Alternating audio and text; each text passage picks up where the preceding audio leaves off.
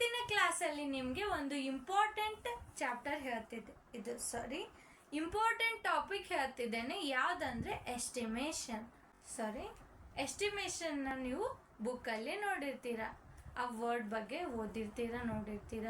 Book ಓದೋರು ನೋಡಿರ್ತೀರಿ, ಕೇಳಿರ್ತೀರಿ. ಅದು word ಏನಿದೆ, ಎಸ್ಟಿಮೇಷನ್ ನಾವು ರೌಂಡ್ ಆಫ್ ಅಂತ ಅಂತೀವಿ.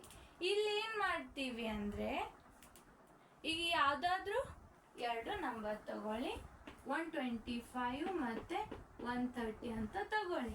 ಇವೆರಡು ನಂಬರ್ ಇದೆ. ಇಲ್ಲಿ ನಾನು ಅವೆರಡು ನಂಬರ್ನ ಆ್ಯಡ್ ಮಾಡ್ತಿದ್ದೀನಿ. ಈ ಎರಡು ನಂಬರ ಆ್ಯಡ್ ಮಾಡುವಾಗ ನಮಗೆ ಏನು ಬೇಕು,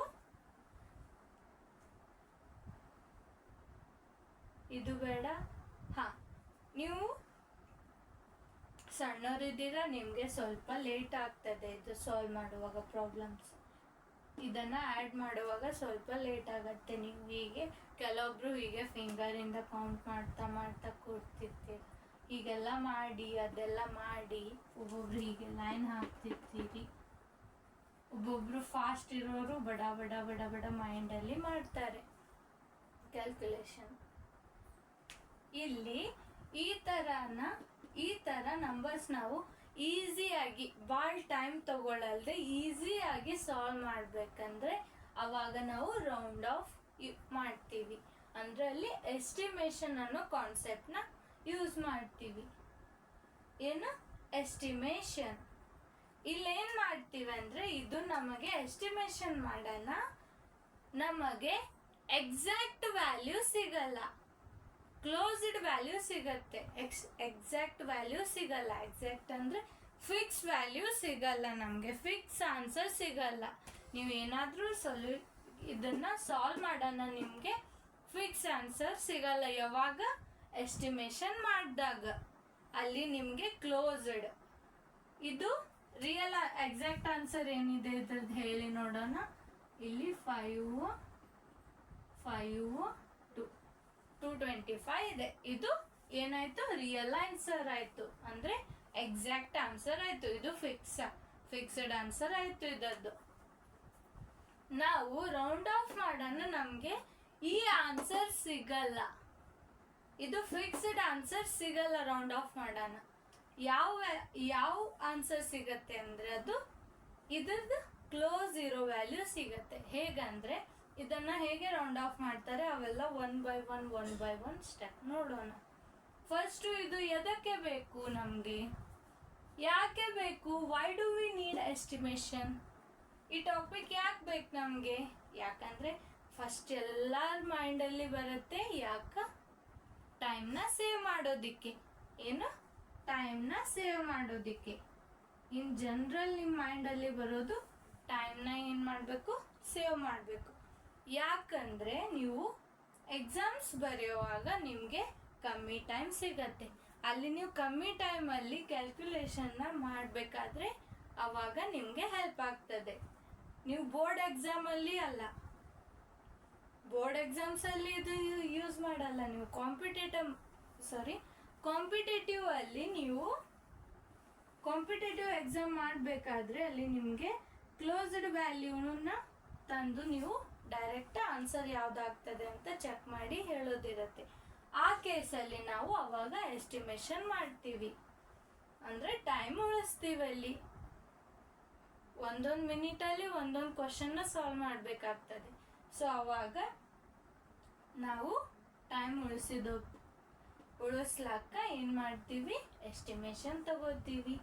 ಎಸ್ಟಿಮೇಷನ್ ಯೂಸ್ ಆಗೋ ಕಾನ್ಸೆಪ್ಟಲ್ಲಿ ಮಾತ್ರ ಯೂಸ್ ಮಾಡ್ಕೋತೀವಿ, ಎಲ್ಲ ಕಡೆ ತಗೊಳ್ಳಲ್ಲ.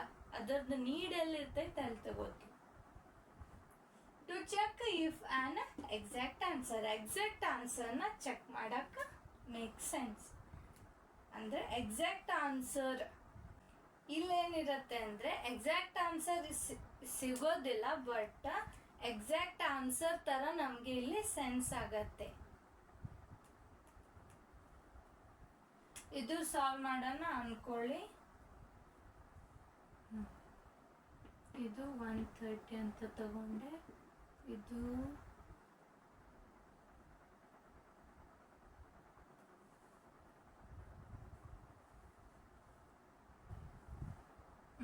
ಇದು 100 ಅಂತ ಮಾಡ್ಕೊಂಡೆ ಅನ್ಕೊಳ್ಳಿ, ಹೌದು ತಾನೆ? ಇವು ಎರಡು ಸಾಲ್ವ್ ಮಾಡೋಣ, ನಮಗೆ ಎಷ್ಟು ಸಿಗುತ್ತೆ? 130.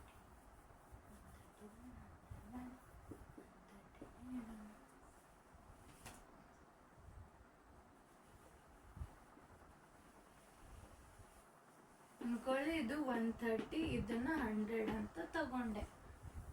100 ಸನಿ ಇದೆ, 100ಗೆ ಸಮೀಪಿದೆ, ಸೊ 100 ತಗೊಂಡೆ. ಇದು 130ಗೆ ನಿಯರ್ ಇದೆ, 130 ತಗೊಂಡೆ. 130 ಸಾಲ್ವ್ ಮಾಡೋಣ, ಎಷ್ಟಾಗ್ತದೆ ಅಂದರೆ 230 ಆಗ್ತದೆ. ಅಂದರೆ ಇದು ಸ್ವಲ್ಪ ನಿಯರ್ ಆಯಿತು. ಅಂದರೆ ಇದು ಸ್ವಲ್ಪ ನಿಯರ್ ವ್ಯಾಲ್ಯೂ ತಗೊಂಡು ಇಲ್ಲಿ ನಿಮಗೆ ಕ್ವಶನಲ್ಲಿ ಹಿಂಗೇನೋ ವ್ಯಾಲ್ಯೂ ಕೊಟ್ಟಿರ್ತಾರೆ. 225, 260 ಆಪ್ಷನ್ಸ್ ಅಲ್ಲಿ ಕೊಟ್ಟಿರ್ತಾರೆ.